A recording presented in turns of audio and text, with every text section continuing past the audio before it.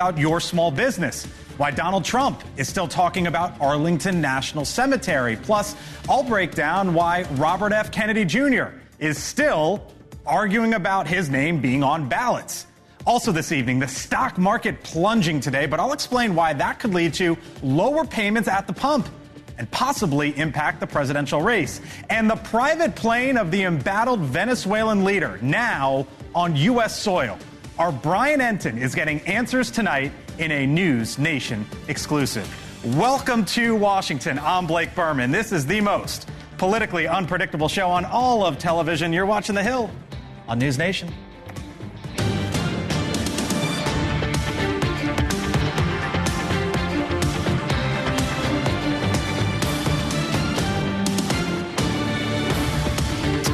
All right, so by now your summer is likely over. Sorry to say, kids back to school. You might be thrilled about that. Maybe you're even getting a sneak peek of fall with some cooling weather.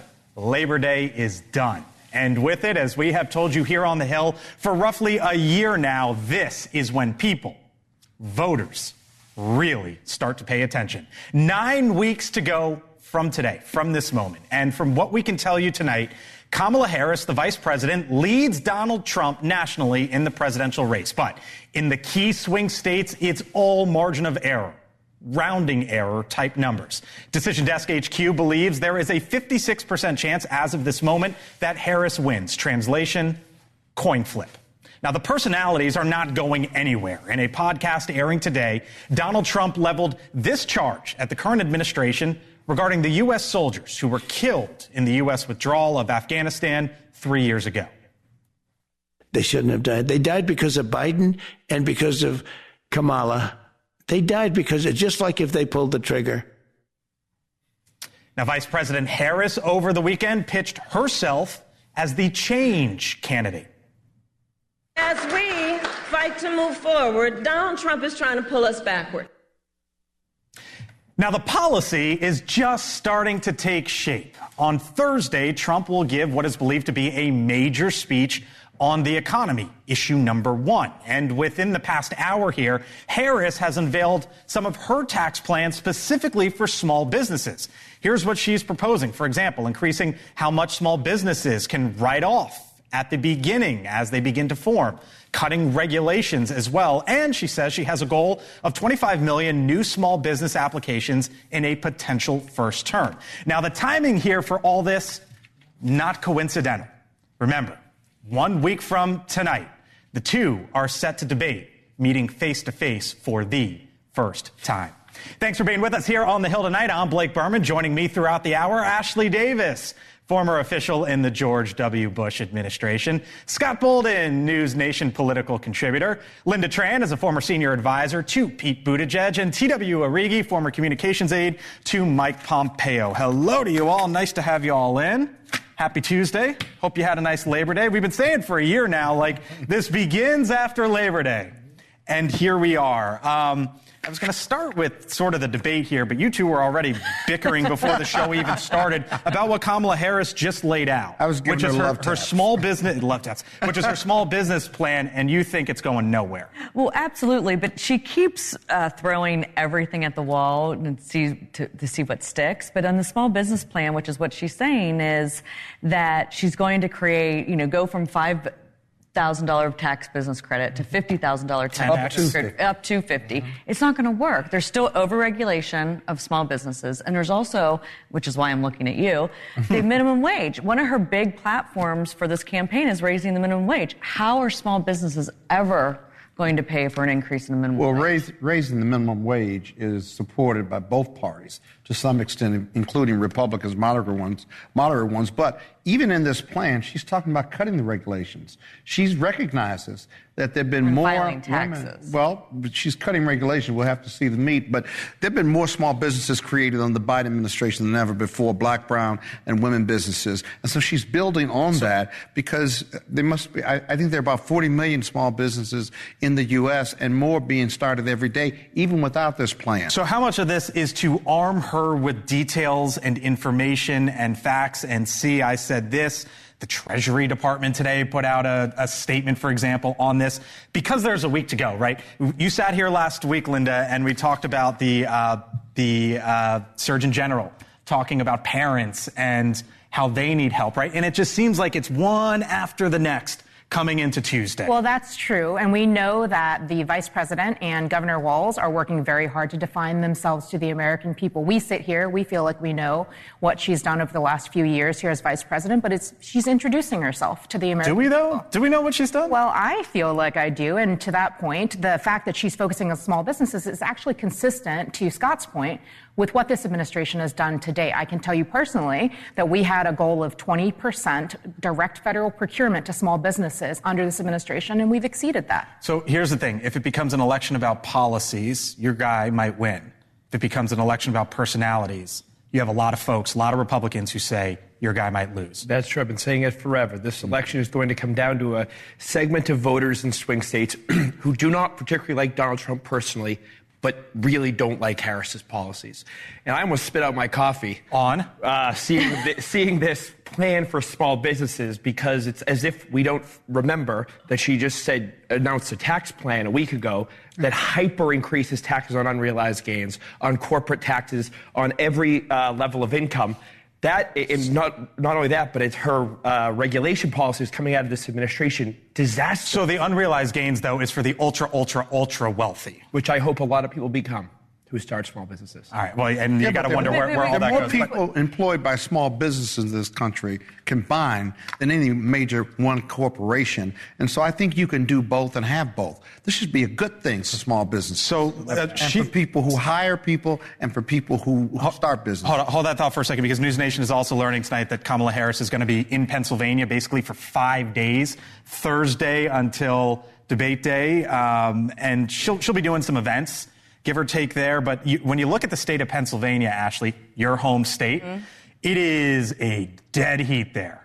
I mean, right down the middle, 48, full on. 48. Smart of her to do that, to sort of camp out there for 5 days, do debate prep, maybe pop into a coffee shop here or there? Yeah, but she can only pop in the Philadelphia and the 5-county areas surrounding Philadelphia, and maybe into the Scranton, into the Northeast. I was in Western Pennsylvania and Central Pennsylvania last week. I was in Philadelphia this past weekend.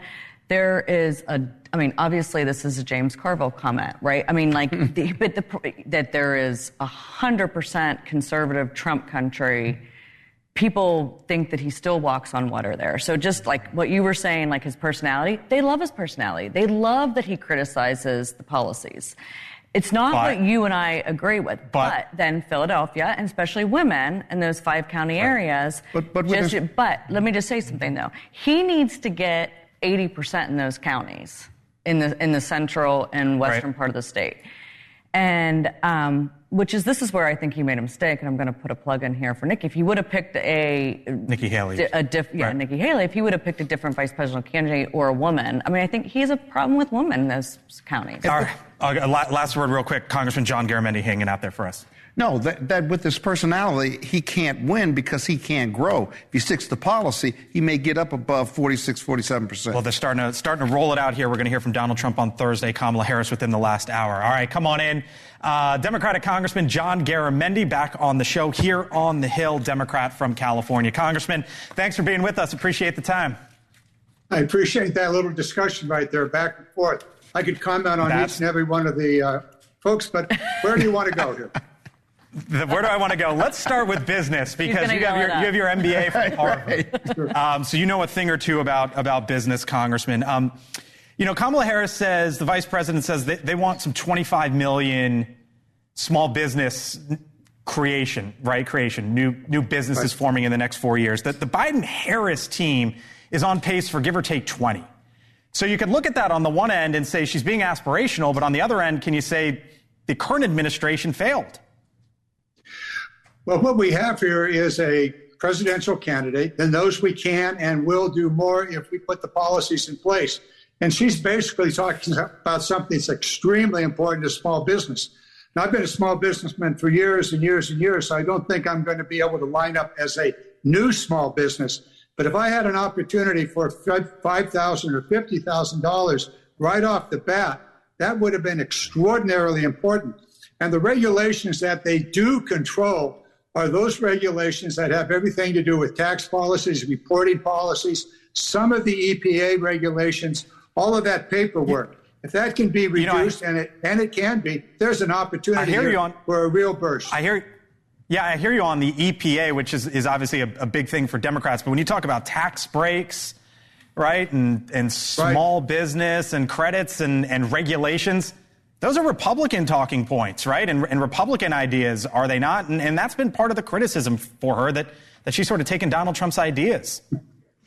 Well, anybody would be a fool to not take a good idea and to push it further and to really make it happen. And here's where we can see the difference. For 4 years, Trump had an infrastructure week. Every week was a new infrastructure week. At the end of 4 years, not one thing was done on infrastructure. Biden, Harris come into office.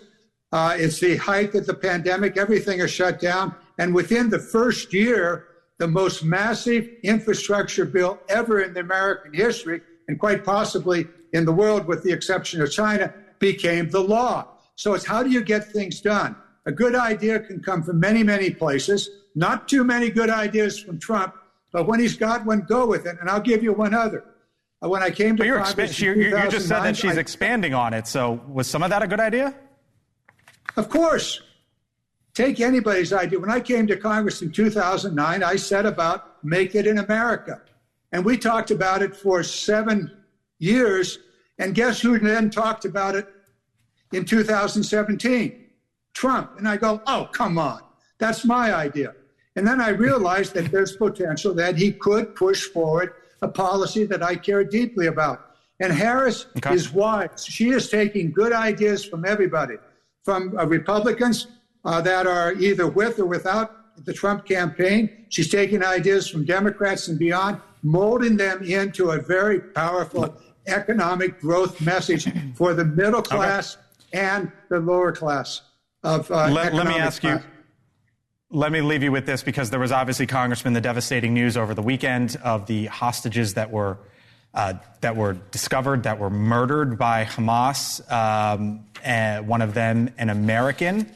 If Kamala Harris ends up winning the election, she will be the commander-in-chief. She will oversee foreign policy all over the world, including the Middle East. Here's what she said earlier this year as it related to Rafah, which is where those murdered hostages, including the American, were found. I'll get your reaction on the other side. We have been clear in multiple conversations and in every way that any major military operation in Rafah would be a huge mistake. Let me tell you something. I have studied the maps. There's nowhere for those folks to go. She said going into Rafah would be a huge, major mistake. I wonder why you trust her to be the next commander-in-chief. Well, she's also very correct on this issue. The military action in Rafah resulted in many, many Palestinians dying. And what effect that may have had on the 6 hostages, we may never know. But clearly it was a heavily contested military area. And those, not only the civilian Palestinians, certainly a certain number of Hamas fighters, as well as, unfortunately, these 6 hostages have been killed in that area. What she is talking about here is to for Israel, carrying out its right to defend itself, but doing it in a way that is done in such a way as to reduce civilian harm wherever it is. Those hostages, we don't know the details. It may be some time, and maybe we'll never know the details, other than we know that they were shot, probably executed. How and why, to be determined. Bottom line of this is, and you see this in Israel today, the Israelis are in the street really demanding a ceasefire in which the hostages can be returned. It's complex. It's a very dangerous situation for the hostages. Very complex. And certainly for the Palestinians and the IDF. Hopefully it'll be carried out in a way reducing casualties. Congressman John Garamendi, got to leave it there. Could talk to you all day, but running up against time. John Garamendi, Next Democrat, time. California. Thank you. Yep, next Thank time. you. Thank you, Bye-bye. sir. You got it. All right, still to come here on the Hill. He suspended his campaign, but he's still on the ballot in a battleground state. Robert F. Kennedy Jr.'s fight against North Carolina to remove his name, and how Mark Cuban is involved. Plus, this from Brian Enton. Yeah, it's like a scene from a movie, Blake. The U.S. government went in and seized the Venezuelan president's plane. You've heard about sanctions before, but you've never heard anything like this. We've got the story coming up. And when Brian says that, I take him at his word. Thanks, Brian. See you in a few. And dramatic video. 2 Marines attacked in Turkey, a bag placed over one of their heads. Why they were targeted in a key country and an ally at that. I'm Blake Berman. Welcome to Washington. Thanks for being with us. 63 days to go. We're back in a few. All right, welcome back here to the Hill on NewsNation. Tensions rising between the United States and Venezuela after the U.S. seized a jet, the jet, really, that is used by the president there, Nicolas Maduro. The Biden administration saying it had been illegally exported. Now, earlier today, Donald Trump downplayed, seemingly, the news on social media, saying Maduro, quote, can now go out and get a much bigger and better one with all the money we pay to Venezuela for oil, in part, end quote.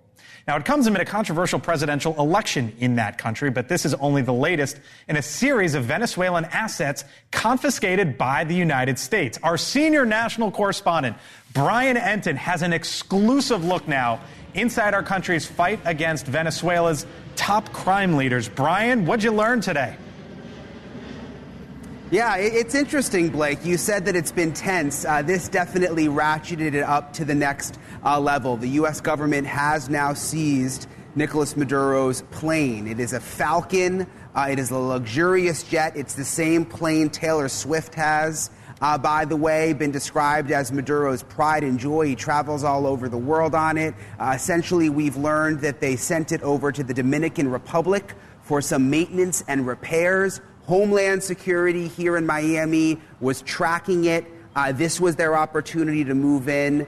They went to the DR, worked with that government, and actually seized the plane and immediately flew it back here to South Florida, where it is now. Listen to what the special agent in charge told us. Obviously, it sends that clear message that HSI and its partners have the expertise and the worldwide reach to impact change, impact action on anybody, including foreign heads of states that think they're untouchable. How dangerous can something like this be for the people involved, for the agents, in terms of especially going after his plane? Yeah, I mean, obviously, we're not taking any vacations to Caracas anytime soon. I believe they declared us pirates yesterday. So, again, but this is a long-standing investigations against the Maduro regime and even the Chavez regime before that. So we're no strangers to this. So, yeah, it's always potential danger.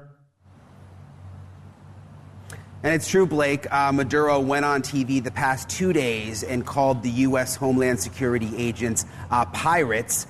This is just the latest item they've seized, definitely the biggest, but they've been seizing gold bars, luxurious cars. I found it very interesting. They seized millions of dollars in race horses, each horse valued at about $175,000. The special agent today was telling me that was definitely the most complicated seizure. Yeah, I wonder, do you have a sense of how they did this, right? Like gold bars is one thing, not big. But when you talk about a horse, obviously a much different thing. And then a plane, right? Like you can't just fly off with the plane, or at least it seems Hollywood, kind of. I guess you could fly off with a plane. Do we have a sense of how they came about this and went about it? Yeah. I mean, that's basically what they did, which is why I think it's so wild. I mean, we know they'd been tracking the plane. It going to the Dominican Republic was key because we have the relationships there. You know, if it had flown somewhere else, we wouldn't necessarily be able to swoop in. But yeah, they flew it out. We're told they brought pilots in, did a safety check, and now it's on the ground in Florida. Maduro's plane officially property of the U.S. government. Brian Enton, NewsNation senior national correspondent. Fascinating. Great interview. Thank you, sir. We'll talk to you again soon. Thanks. You got it. All right. Thanks, Brian. What does this do? Like, we obviously worry about sometimes if we do this to another nation, it ratchets up the tensions, right? Like, are there any worries with this in Venezuela? No, I actually think this was more of a PR, and from what I have been told, this is a PR hit to Venezuela more than anything. And actually, I was looking; the horses would probably be harder to steal than actually the plane, because how do you take the plane? Yeah, no, I know, but like a plane, even I don't know. Yeah, you just have pilots and you take off, but no, this was something that's embarrassing to him, and that's the problem. Yes, and absolutely, which is going to cause him to be even nastier. But they're going to arrest his opponent. And so. It's the situation there in Venezuela. Obviously, it's spiraling perilous at this point in time. Yeah, he stole that plane into Venezuela. He steals the oil money from his own people, and he stole an election. Bad PR against him is a good thing for America, because any change in Venezuela is going to happen from within. We already see that he does not have the people on his side. The people know the truth. We need to ratchet the pressure up on him. We know the pressure point, oil, and his ego. We ratchet up the pressure, let the people do the rest. We need to do it. Still much more ahead here on the Hill. Ballots go out this week. Just a few days in North Carolina, and Robert F. Kennedy Jr.'s name will be on it, even though he doesn't want it to be. Coming up on the other side of the break, I'll show you at the wall how the Tar Heel state could decide the presidential election or throw it into one big mess. And on-call or phony tactic. The new controversy, if you want to call it that, involving Kamala Harris's media strategy. What do you think she's doing here? All that and more when The Hill returns. We're back in 3.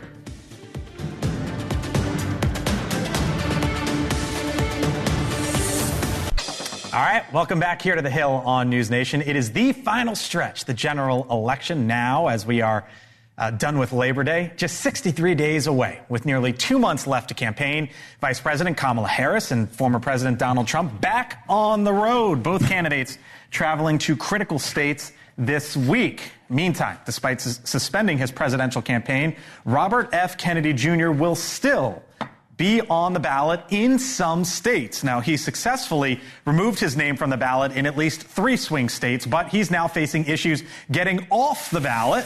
He wanted on, now he wants off, in Nevada, Michigan, Wisconsin, and North Carolina. Kennedy, for example, is now suing North Carolina's Board of Elections after it refused to remove his name from the ballot. All right, so ballots actually go out in North Carolina at the end of the week, on Friday. So that was part of basically the central crux to all of this, why he couldn't get his name off, even though he wants it to be removed. So here's, for example, a sample ballot. And you can see what it looks like. It's not just Kamala Harris, Donald Trump. You've got, for example, RFK Jr. and Nicole Shanahan there. Look at the Libertarian candidate, Jill Stein from the Green Party, others as well, so on and so forth. So that is pretty close to what it's going to look like in the state of North Carolina. Now, what about the polling there? You can see how close this race is right now. So when you looked at the 3-way with Robert F. Kennedy Jr. In that state, you see he picks up 3%. Small number, but could potentially be really consequential, his influence. Maybe some folks say, you know what, the name's on the ballot. I don't like the other 2. I'm going to, fill in the dot. If that happens, that could be a big deal. What about, though, when you take RFK Jr. off, when it's just a head-to-head? There you go, 48-48. And that is why, in part, this is so important. So now let's play with the map here for a second. I can do this all day long, as you know, but let me give you 2 scenarios. This is the scenario in which North Carolina goes blue. Democrats have only won North Carolina once since 1980, just one time, Barack Obama, and it was less than 0.5%.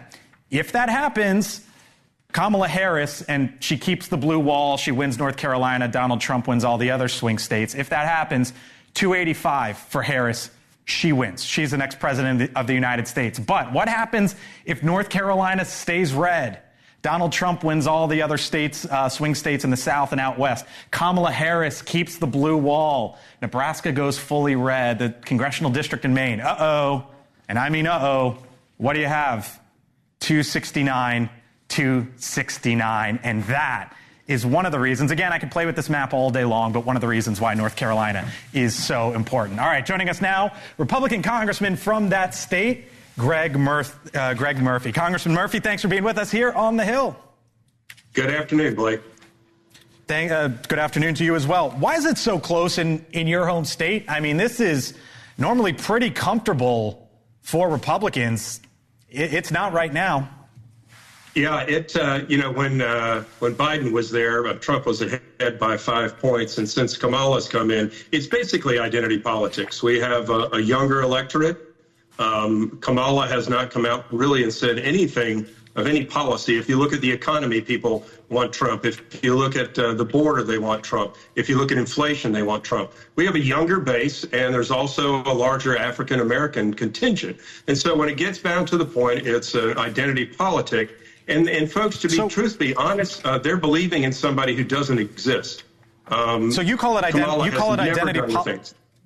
Yeah, you call it identity politics, Congressman. I was going back and reading how Barack Obama won in 2008, right? If he did it, how did he do it? And part of the assessment afterwards was he picked up a younger generation, and they came out for him. And so when I hear you say that, I wonder if it's sort of 2.0, if it's the same scenario. Well, I wouldn't say that, Blake, because Barack Obama came with a message. He came with he did news reports. He did press reports.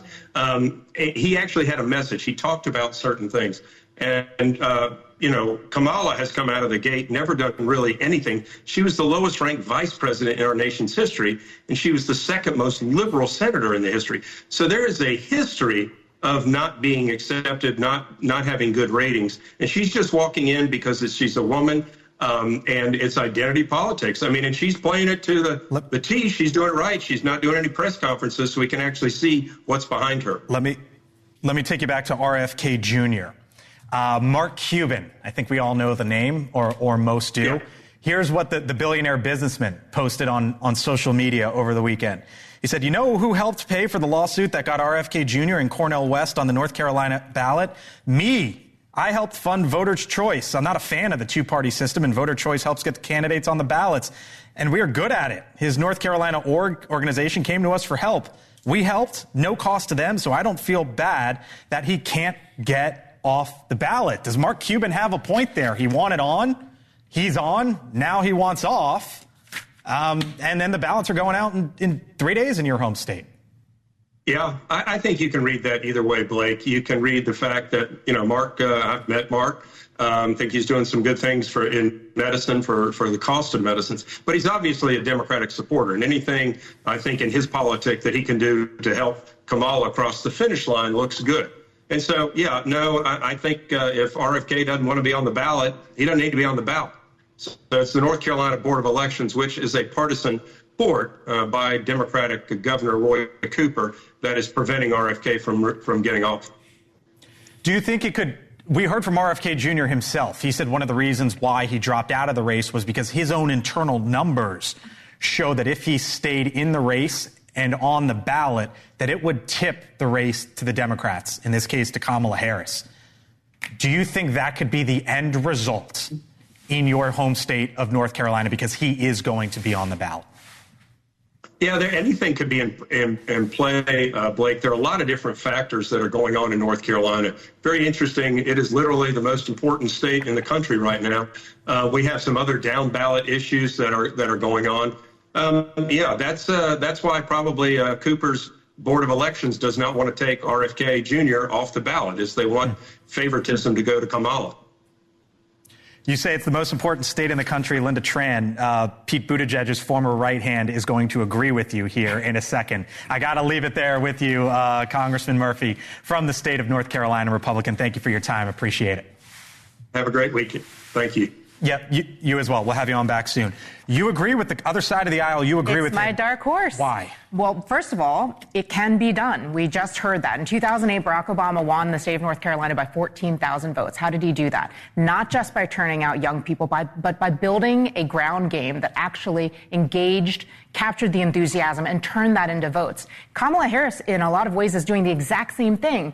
I think it's wishful thinking to say, it's a honeymoon, it's a sugar high, He calls it identity politics. And, I got to say, I find that highly insulting. How? Because I think that people know what they like, they know what they care about, and what we're seeing is a great deal of enthusiasm for He said worse than that. Yeah. He said she's only there because she's a woman. I don't think he said it. He didn't say that. Well, he said she's a woman. Kamala Harris says she is a woman. She is. So, but in the context of his statement, I found it highly offensive. But here's the thing: from a legal, it's legally impractical. It's impossible to change these ballots right now. They're by 10 days out. They're literally asking a federal judge or a state judge to throw it out and to cost the state tens of millions of dollars redoing ballots. He is not irreparably harmed by staying on the ballot. That's the standard. And so irreparably harmed is the standard. Irreparably harmed is the standard for that judge to refrain or restrain the election board from not redoing these ballots. So it's practically impossible anyway. And he's not harmed by it. Use the word practical. Whatever you think of Mark Cuban and his post, he's right. Like RFK Jr. wanted on, now he wants He's off. sued to be on. Now he's suing to be off. And I wonder from sort of your perspective on the right, if you think RFK Jr. is going to be right that by staying on he harms Trump. Yeah, probably. He just needs to get more vocal in his support for Trump and make it well known that a vote for me is basically a vote for Harris. That's what he needs to come to the conclusion of. We had that situation in South Carolina where a third-party candidate, a libertarian, dropped out and endorsed Lindsey Graham but couldn't get his name off the South Carolina ballot in time. And he had to go out and put out a number of statements and did an ad himself. Did it work?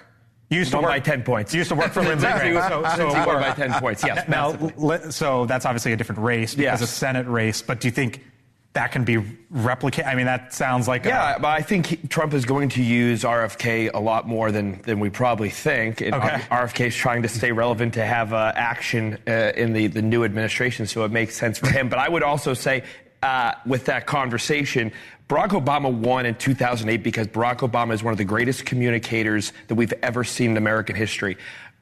Kamala Harris has a very impressive career. She's vice president of the United States, but she does not meet the standard of Barack Obama. She's running a similar race as Hillary Clinton, and she has the same admin as Biden.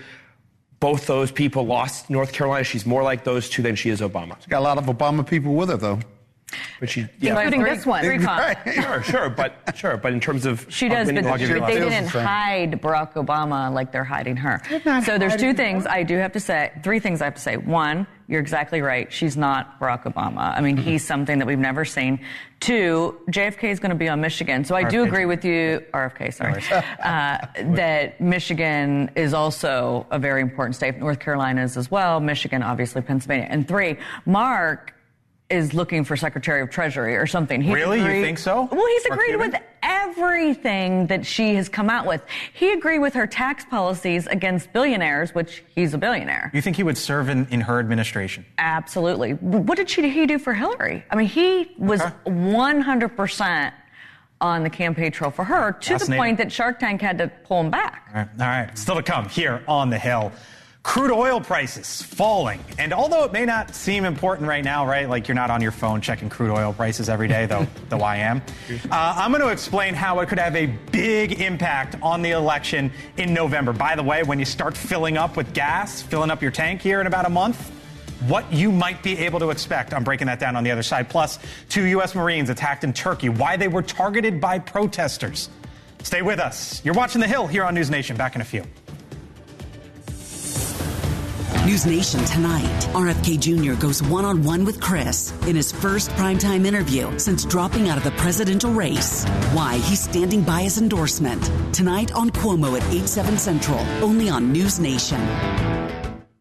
Probably somewhat frequently, I would guess, here in 2024. Well, check this out. On her way to rallies over the Labor Day weekend, the Vice President, Kamala Harris, was seen wearing headphones as reporters shouted questions. This was as she was boarding Air Force Two. The video taken following her meeting in the Situation Room with President Biden about the hostages, 6 of them, including 1 American, who were found dead in Gaza. So she got a little bit of grief there because if you have the headphones in, you can't answer questions from reporters, which is one of the criticisms around here now. Or, I don't know, maybe this is no big deal. What do you think around the table? What do you see?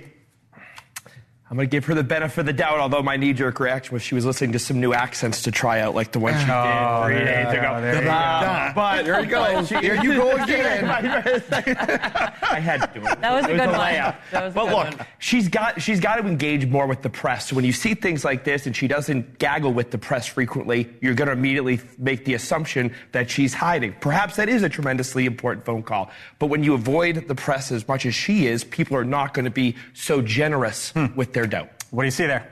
I see a very busy woman who is a heartbeat away from the presidency. Say it again. One more on a day when we had terrible news, and she looks like she's in a rush. She's on the phone.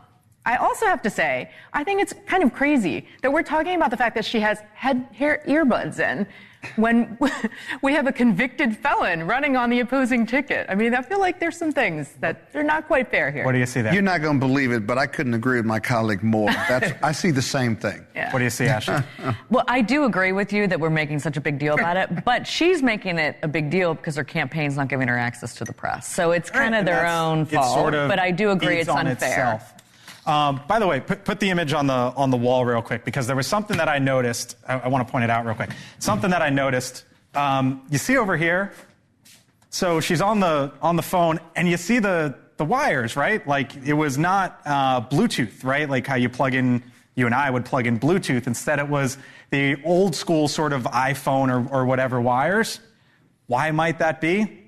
She's the vice president. You can't really have her on Bluetooth, right? So you got to sort of hardline her in. So she was wearing the old school headsets there. Anyways, meantime, we are 1 week away from Vice President Harris facing off against former President Trump ahead of the first presidential debate. She is sharing new economic policy plans, the vice president is.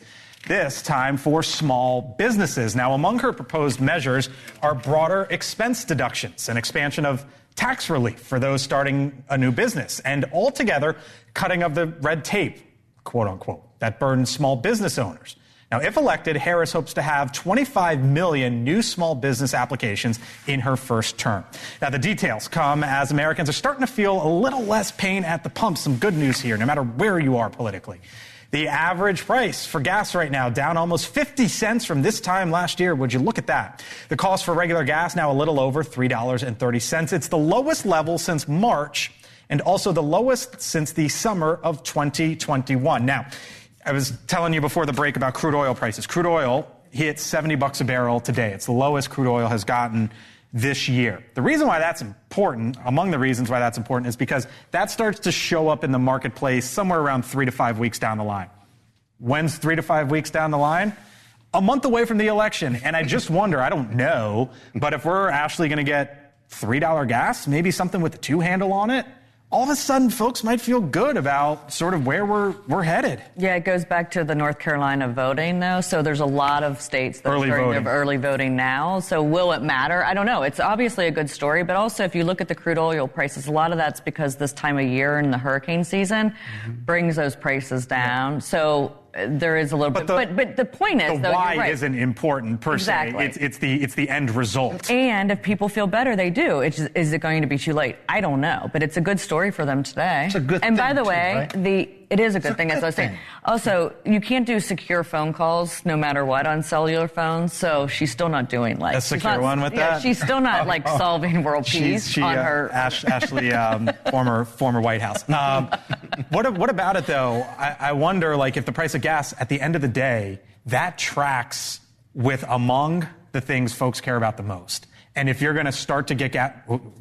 You're giving me a naughty look on that. You're right. I was anticipating what that question was going to end up being, because I tend to think that no one out there, no voter, thinks that Kamala Harris has this new revolutionary energy policy that's going to drive costs down. They know she's anti-drilling, she's anti-fracking, even though she's back. But what about this? Show the numbers real quick, because she is cutting into Donald Trump's lead on the economy. As I don't know if you could say things are getting better, but clearly voters trust her more than they did Joe Biden up against Donald Trump. Yeah, because people didn't think Joe Biden was doing the job, right? She actually has some life to her on the campaign trail, and she projects more competence than Joe Biden does at his advanced age. But no one out there thinks that truly that she's going to unleash this new era of American energy independence. She never talks about it. When she does talk about it, it's about restricting drilling, it's about restricting fracking, and then immediately backtracking when she realizes it's not politically. What would Pete Buttigieg's former chief of staff or senior advisor say on this? You know what's funny is that the polling shows you that when gas prices go up, everybody blames the top. But when gas prices go down, people don't necessarily credit the people in charge. So that's what I think it does do. I don't think anybody's going to decide how they're casting their ballot based on the price at the pump. But what I do think it does is people that are kind of leaning one way or another, and they have a better feeling about the direction the economy is going, that pushes them a little bit. But I don't think that's going to be the single thing. I somewhat disagree. I think the average voter knows how much they're spending on food and gas. And I take that chart that you just put up, and I'd do an ad and just have that up there. Because the numbers, the thing that gets me about the numbers are trending downward. Food prices are trending downward. Inflation is trending downward. And gas prices are But it's also way trending above downward. when this administration took off. Sure. No question about it. But you know what? Nobody likes Bidenomics but the Democrats, right? This is a result of the infrastructure plan, anti-inflation act, and Bidenomics. That's a hard sell. Well, I make hard arguments in court all the time. There you go. But All right. You can't argue with the numbers, though. Still to come here on the other side of the break, the dramatic attack on 2 Marines. Have you seen this video? 2 Marines in Turkey. Leland Vitter, host of On Balance, joins us on the other side of the break. You're watching The Hill on News Nation.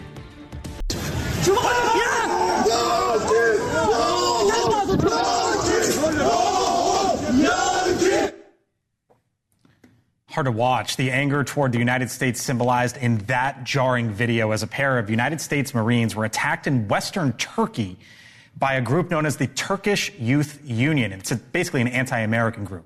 Host of On Balance, Leland Vitter, joins me now. Obviously, the tensions, the relationship with Turkey right now is different than it was a year ago. With friends like Erdogan, president of Turkey, who needs enemies? NATO member who doesn't do much, who threatens Israel. I think this continues to show how the prestige of America is now questioned around the world, and our enemies are continuing to test and test and test. Is that why these kids did that? No. Is it why they are emboldened to do that? Because the president of Turkey does the same thing and speaks in the same way? Absolutely. You've got Bill O'Reilly coming up on the show tonight. What are you talking to him about? We're not talking to him about this. That's coming up a little bit later. Bill O'Reilly on how Trump, or what Trump needs to do if he is going to reset the campaign. Early voting is going to begin in the next couple of days. Yeah, Friday, and ballots go out in North Friday, and ballots go out in North Friday, and ballots go out in North Friday, and ballots go out in North Friday, and ballots go out in North Friday, and